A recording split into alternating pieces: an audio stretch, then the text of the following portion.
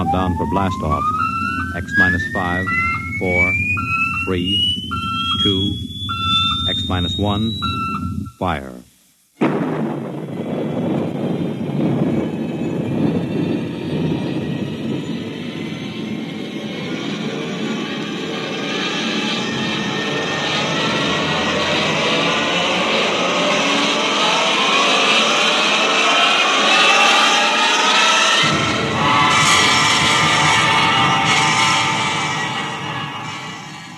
From the far horizons of the unknown come transcribed tales of new dimensions in time and space.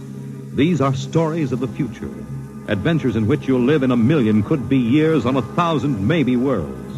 The National Broadcasting Company, in cooperation with Street and Smith, publishers of astounding science fiction, presents X minus 1.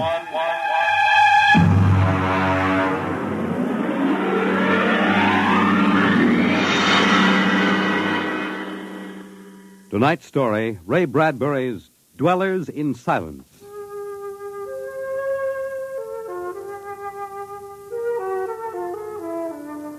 "20 years had passed. 20 years since the last of the giant migration ships had crashed to the surface of Mars, bearing its pitiful handful of survivors of the Earth Wars. 20 years of longing, of turning eyes toward the green Earth as it hung on the horizon like a beckoning light. And now it was done. And the first new ship, built of shining Martian chromaton, had lifted bravely toward home with 3 men locked in its metal belly. There it is. You can barely see the top of the Atomic Trades building in the twilight. They never finished building it. Captain, What is it? am I going out of my mind? Look, out that way, to the west. Could that be? Heaven, it is. Those are lights. Turn the ship. Full cruising speed. They are lights.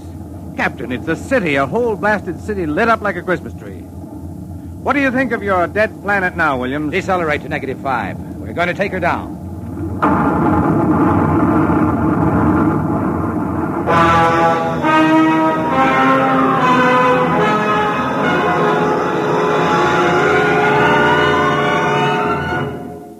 Unbelievable. We've been walking for hours now and not a soul to be seen. There must be someone. How do you explain the light? Unless they've been burning like this for 20 years. Impossible. I don't know. Municipal building. Do we have a look here, sir? Possibly the records might contain some. That's a good idea. Keep your weapons ready.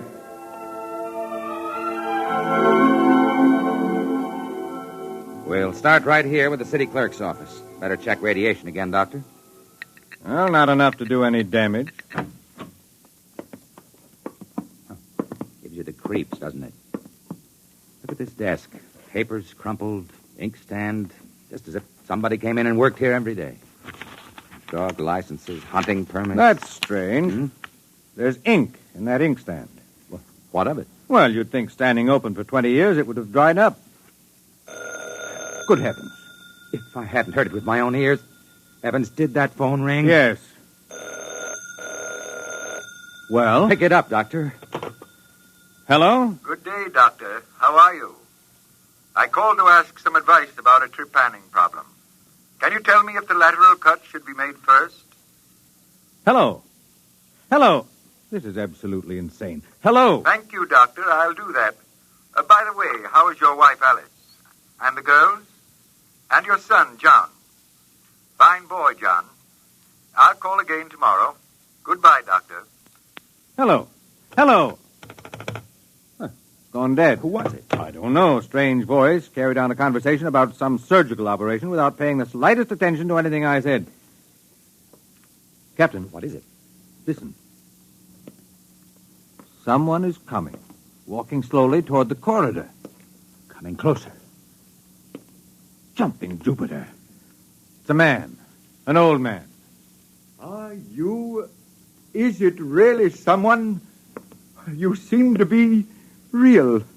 I saw the ship come down, and I thought perhaps I was losing my mind. It's been so many years. I'm Captain John Parsons. These are my assistants, Dr. Evans and Mr. Williams. We returned to Earth from Mars. Then it's happened. We're not alone anymore. Forgive me, gentlemen, if I seem moved. I've waited and hoped for so long. You survived the radiation. We did. There are others. My family. We are the only ones. I answered the phone a moment ago. Who was it? You heard my voice, Doctor. Yours? Yes. To break the loneliness. I've recorded my voice and rigged up an automatic telephone.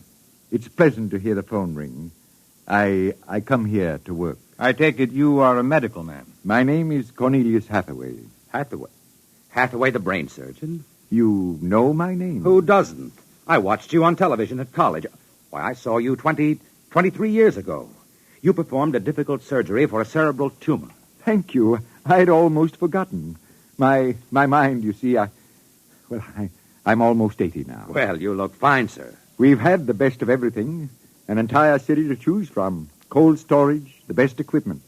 But come. There's a fine dinner waiting for you, and you'll want to meet my family. When I saw the ship come down, I told Alice, my wife, you know, to prepare a feast. This is a great day for me, gentlemen. A great day.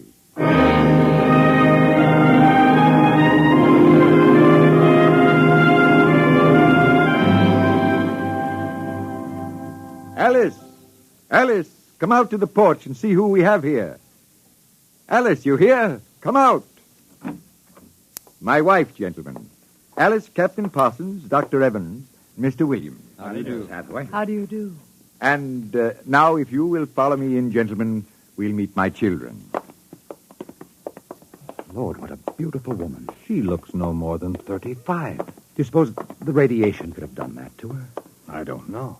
And these are my daughters, Susan and Marguerite, and my son, John. How do you do? How do you do, sir? Sit down, gentlemen, sit down. We'll have a feast in honor of this occasion. Susan, Marguerite, get the best silverware and the damask napkins. And John, fetch the champagne. Yes, Father. Excuse me a moment, John. Sir? How old are you? 23, sir. Thank you.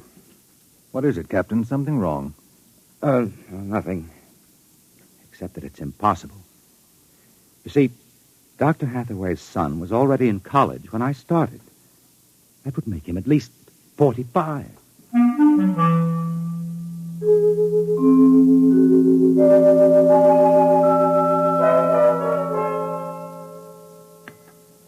That was a wonderful meal, Mrs. Hathaway. Doctor, your wife is an exceptional woman. Thank you, sir. How would you gentlemen like some fresh gingerbread with your coffee? Hmm? I've baked it this morning. Oh, wonderful, wonderful. Smell that, Doctor? It's like coming home, Mrs. Hathaway. It's like home having you here. Mrs. Hathaway, may I compliment you on having preserved your youth and beauty so well? Thank you. We have no worries here. No competition. All the things we need for material comfort. Parsons and I were wondering, Dr. Hathaway, if the radioactivity had any effect in preserving tissue. Your children all look so young, too. It is possible, gentlemen, of course. Radiation does strange things to living tissue. Alice, could we have some champagne? Alice. Oh, I'm sorry. What, John? Some champagne, please. Champagne. Oh, yes, of course. An amazing woman. Did you ever see such grace, such complete relaxation? It doesn't seem quite natural. I beg your pardon, gentlemen? Captain Parsons was just about to ask how you and your family managed to escape, Dr. Hathaway. We were very fortunate. You see, my home was in the Sierra Mountains at the time. I had a lead-lined laboratory in the basement where I did X-ray research. My hobby, you know. I chose this house because it was on a hill where I could watch the sky. Oh, the loneliness of those first years. But at least you had your wife and children. Yes, I had my family. If it were not for them, gentlemen, I assure you I would long ago have put a bullet in my head. Champagne, Captain? Oh, thank you, Mrs. Hathaway. May I propose a toast? Oh, let me. Gentlemen, to Earth. To Earth. Earth. May she never be stranger to man. And... Hathaway, what is it? You all right? It's nothing. It's nothing, really. Just a rather sharp pain in the chest. Why don't you gentlemen go out on the porch and enjoy the air? You've had a long and tiring journey. Alice, we'll show you the way. Will you be all right, John? Yes, don't trouble yourself. I'll see you all in the morning. Good night, Doctor. Good night. Come, John. Yes, Father.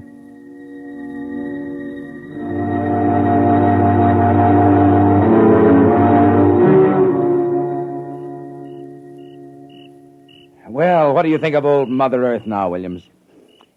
Smell that summer breeze. Look at that view of the city, lighted up against the sky. It has a certain quality. Well, score 1 point for the back-to-earth proponents. I didn't say that. You're beginning to feel it, though, Williams, I can tell. If you don't mind, gentlemen, I'm quite tired. I think I'll turn in. Excuse me? Well, Captain, Well, what? what do you make of all this? I don't know what you mean. This Hathaway and his family. There's something strange and unnatural going on here. I can sense it. Oh, I think you're reading things into it, Doctor. Perhaps.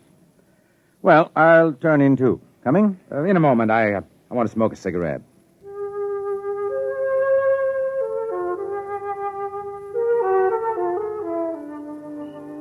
It's a very beautiful view, is it not? Oh, I didn't hear you come out. How is he? Resting. I've never seen him this bad. Yes, he's an old man. I'm sorry, but the difference in your ages is so apparent. You must have been married very young. You don't know about us, then.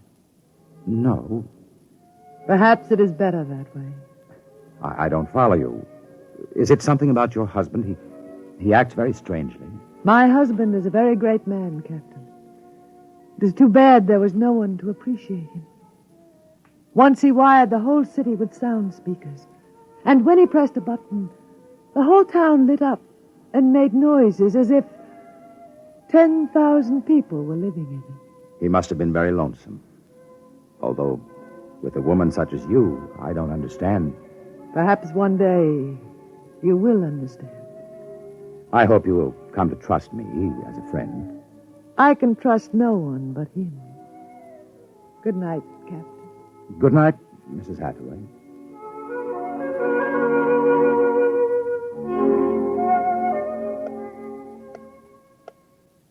Captain. Captain Parsons. What is it? Who's there? Dr. Evans. Oh, what's wrong? What time is it anyway? 2 a.m. What's wrong? I couldn't sleep. A few minutes ago, I heard someone slip out the front door. In the moonlight, I saw it was the old man. He was headed toward the ship. What are you suggesting, Doctor? Nothing, except that it's fairly unnatural for an old man with a bad heart to go wandering off at 2 in the morning. Very well. We'll follow him.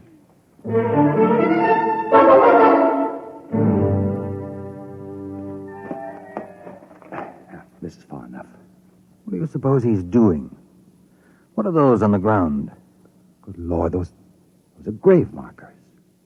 4 of them. You're right. He seems to be praying over them. Listen. Do you forgive me for what I had done? I had to do it. I was so lonely, so terribly lonely. You don't mind too much?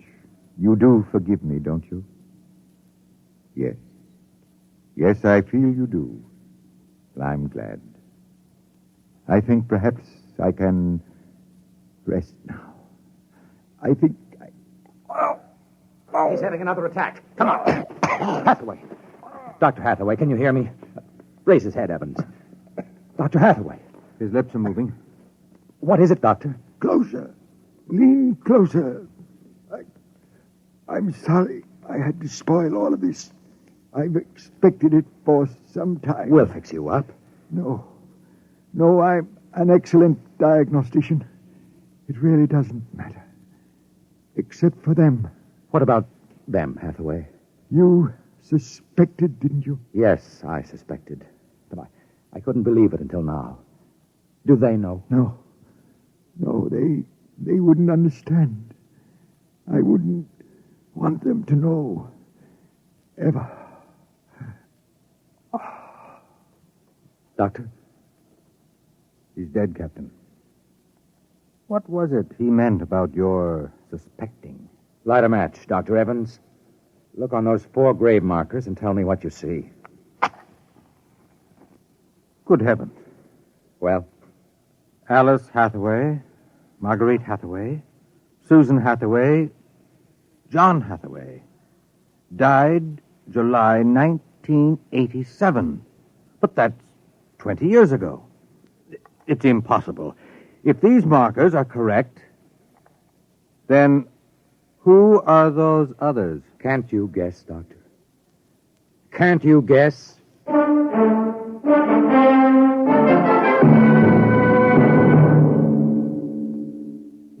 I'm sorry, Mrs. Hathaway. He didn't want us to feel badly. He told us it would happen one day and that he didn't want us to cry. He didn't teach us how, you know. He said it was the worst thing that could happen, to know how to be lonely and unhappy. We weren't to know what death is. Perhaps it's just as well. You know about us, don't you? Yes, I know. I didn't think you knew yourself. The children don't. I have been aware for a long while. No one would have guessed. You're so perfect. He would have liked to hear you say that. He was so very proud of us. After a while, he came to love us, and at the end he took us as his real wife and children. He even forgot, sometimes, that he had made us. You gave him a great deal of comfort. Yes. Over the years, we sat and talked. He loved so much to talk. I was first, you know. Then he became lonesome for the children, and so he made them. There was only one thing. One flaw. And that? He couldn't make us grow old. And so he had to watch himself become an old, old man while we stayed young. It was a great blow to him. We'll bury him on the hillside where the other 4 crosses are. I think he would like that. Yes, he would. Mrs. Hathaway, Alice, I think that you are a very great and wonderful woman.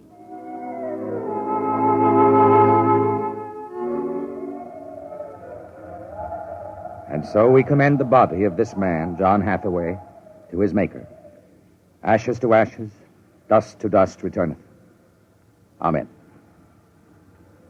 Come, John. Yes, Mother. Susan, Marguerite. Evans, Williams, stay here a moment, please. What is it? Let them go back to the house. I want to speak to you. I know what you're going to tell us, Captain. I saw the names on the grave markers. Well? It's a mockery, a blasphemy of everything we believe in. For a man to do something so evil. Can't you imagine what he faced? Can't you imagine what it must have been like to have watched his wife and children die slowly of radiation burns? To know that he was the last man on the face of the earth, alone, eternally and unalterably alone. Good Lord, man, what would you have done if you'd had his medical and technical genius? I'll tell you. You'd have come back to your laboratory just as he did and tried to recapture all the wonderful things that they had been to you. You'd use all the power of your memory, all the accuracy of your fingers, and you'd try to put together, bit by bit, all those things that were wife, son, and daughter. It's incredible. So you suggest that we take them back, Captain? I don't know. We haven't enough space in the ship for that. Every ounce counts. Still, to leave them here like that, alone... I think I have an answer, cold-blooded as it may seem. Go on. I suggest that we turn them off. Do you think I could do that? No, but I think I could. After all, they aren't human. They're worse than robots. They're ghoulish. I suggest you go back to the ship, Captain, and leave me to deal with them. I will not permit it. You've no choice in the matter. I assure you it'll be quick and entirely painless. I hate to admit it, but he's right, Captain. We can't take them with us, and it would be less than human to leave them here without Hathaway. They were created by him for himself. They have no other feelings, no other purpose. If you leave them, they'll go on year after year, night after night, talking, laughing, baking strawberry biscuits for no reason, not knowing who they are, why they exist. Could you do it, Doctor? I don't know. I've already offered to do it. No, I wouldn't want it to be you, Williams. You're sick. You have no feelings. If Dr. Evans here can do it, well, so be it. It's a difficult thing, Captain. Still, as you say, they aren't human. Logic is on your side. It isn't as if you were murdering someone. Well, give me the blast gun, Williams. We'll wait in the ship. Take off in half an hour. Half an hour.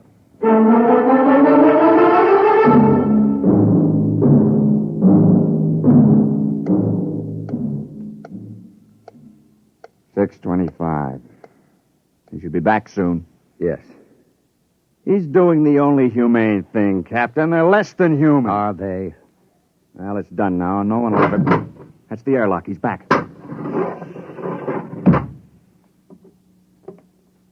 Well, here's your gun. Did you do it?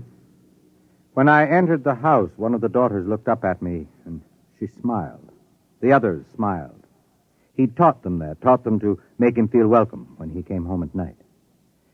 I knew that, and yet... Well, I should have done it then. I might have, but she came in. The wife. She said something about sitting down for a cup of tea. She looked at me with those fine, intelligent eyes. I couldn't do it. It would be murder. Cold-blooded murder. I prayed you wouldn't be able to do it. There will never be anything as fine as they are, you know. Built to last 100, 200, perhaps 1,000 years. Well, get the course in the integrator, Williams. We'll take off in 20 minutes. I should be back by then. You're going out, sir? I'm going to say goodbye.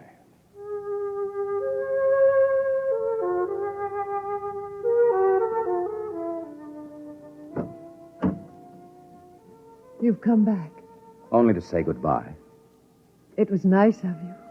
I wanted you to know that I'm coming back. Here? To us? Here. To you.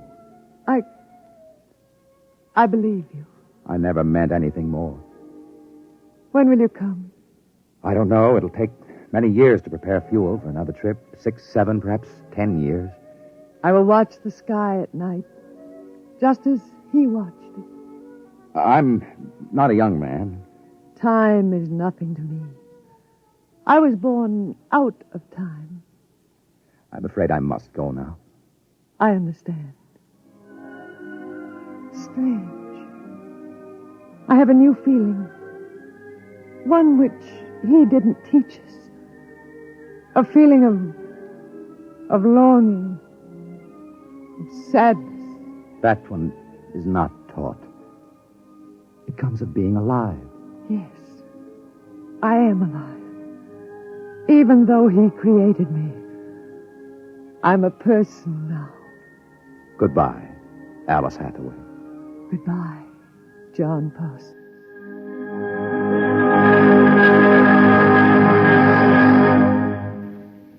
You have just heard X-1, presented by the National Broadcasting Company in cooperation with Street and Smith, publishers of astounding science fiction. Tonight, by transcription, X-1 has brought you Dwellers in Silence, written by Ray Bradbury and adapted for radio by George Lefferts. Featured in the cast were Anne Seymour, Carl Weber, Theodore Osborne, Richard Hamilton, Edwin Jerome, and Stan Early. Your announcer, Fred Collins. X-1 was directed by Daniel Sutter and is an NBC Radio Network production.